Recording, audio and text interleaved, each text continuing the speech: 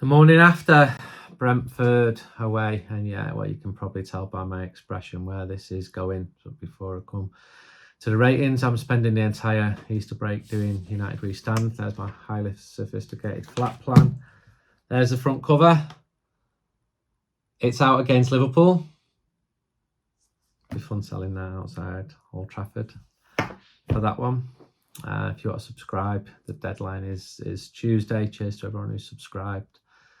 You get the next 10 issues sent to you in the post, or you can subscribe and watch it or read it on an iPad like that when it comes out, the day of the Liverpool game. So Brentford, they had 31 shots. They hit the woodwork 4 times. United had 11 shots. Brentford had 14 corners. Even Tony, who's been linked with Manchester United, well, he was excellent. He touched the ball 15 times in United's area. United's entire team touched it 16 times in the whole game. Brentford in United's area, 85 touches. I mean, I know we can get carried away with stats, but they're pretty emphatic. Yeah, and United give up huge amounts of chances during games, game after game. Happens all the time. And I don't know what the solution is there. That said, both teams had 5 shots on target each, and United took the lead through Mason Mount, his first goal for the club. But I think even Erik ten Hag was a bit embarrassed at that one, because there's no way United deserved a point, let alone to be winning that game. But it still felt good as he celebrated in front of the United end. Any positives? United somehow had 53% of the possession, but it was a poor performance, no spark. It was very flat. What was it? Was it the 8 o'clock on a Saturday night kickoff? Probably not, but it didn't help anybody. Good that the players gave the shirts to the away fans afterwards. Flat performance. And Brentford were excellent, as they were last season, at the start of last season, in that famous game where they scored 4 goals in the first half. Bad.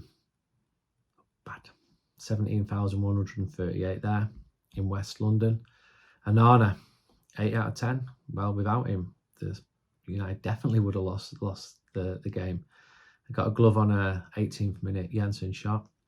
He was under heavy Brentford pressure, got down well twice for a double save after 55 minutes. He can't be blamed.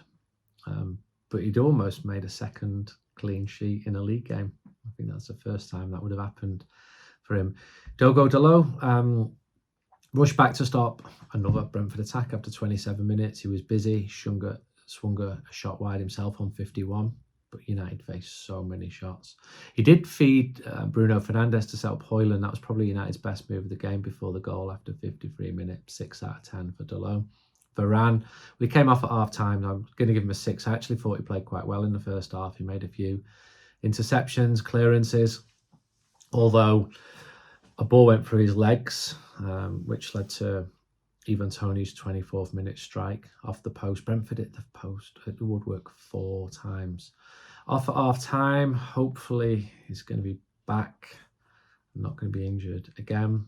Lindelof, 6, excellent interception on 17, same again on 43. United's defence had no protection in front of him. Wan-Bissaka, poor. Right back playing at left back, poor positioning, pulled out of position all evening. Booked 5. Scott McTominay, a hero against Brentford last time, certainly not this time, also booked. Did United have a midfield? Couldn't go with Vissa. Scott McTominay would be a 4 or a 5.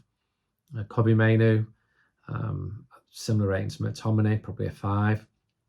Very comfortable receiving the ball early on, and it does a lovely swivel, but he faded. And he will learn a lot from playing against Ivan Toney and Brentford's pace, their aggression. They were really impressive, and that's quite surprising because Brentford's form has been so poor, and since like November they've totally faded, but they played really well. Garnacho, 4, made almost no impression. Bruno Fernandes, 6, God loves a trier, and he tried, kept making key passes. Vital touch in the second minute, which set up a counter.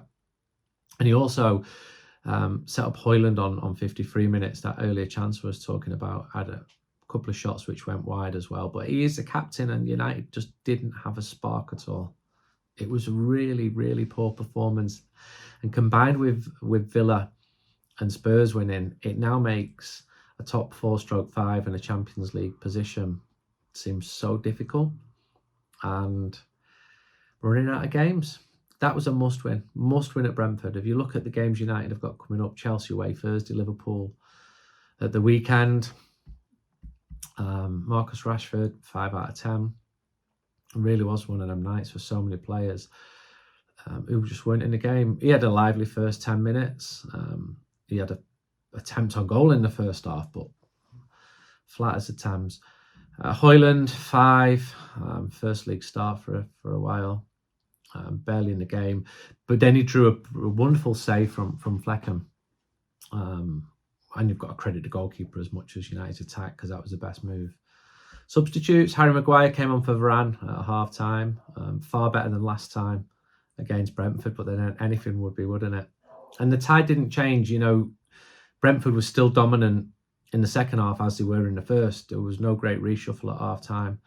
Anthony came on for Garnacho after 58, 6, same as Maguire. He actually did better than Garnacho.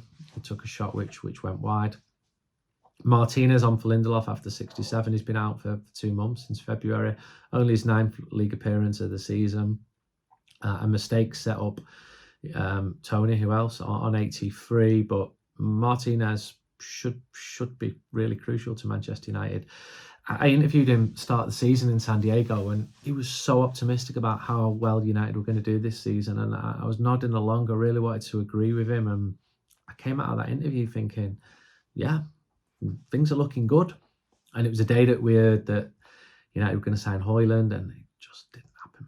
It's just not happened this season as well. And him being out has been a reason why, him and other players. Casemiro, 6, same as Martinez. Maybe he should have started and played with Kobbie Mainoo, who's the man that he replaced. He set up Mount. The top move, the goal was excellent. Almost felt like United blagged it by going ahead so late, but we'll come to that. Mason Mount, 7. He was a goal scorer. Came on for Rashford after 79. A really good finish, right in front of the away end as well. And he was almost laughing, thinking, how on earth has this happened? I think the manager felt that way as well, and the bench. It was almost embarrassing, because United didn't deserve it, but held on to the league like a sieve holds onto a soup. Lasted seconds, and Brentford got a much-deserved equaliser. So 2 points dropped there. And I actually fancied United to beat Brentford. I know they've had some very good performances against top teams, but they are out of form, and it's just not happened. And we've got some tough games coming up. I know that Villa have got a tougher run in than Manchester United, but it's a lot of points to make up now. But then, what would this team do in the Champions League anyway? Financially, it's very important for Manchester United, but 1 out of 6 this season in the Champions League. Maybe the Europa League, if United were to finish there, would be a better fit. But yeah, I feel as flat as United's performance. And if United go and beat Chelsea and then Liverpool, fantastic. It will be completely different. But Brentford played really well. They deserved that. But no, that was a poor performance from Manchester United. So probably do the next one from Stamford Bridge on Thursday. Let's hope I'm smiling. If you want to subscribe to the fanzine, do it by Tuesday. uwsonline.com/subscribe. That gives you all the details. You can get it digital, or you can get it the printed edition. And we'll put United We Stand podcast up later as well. Cheers.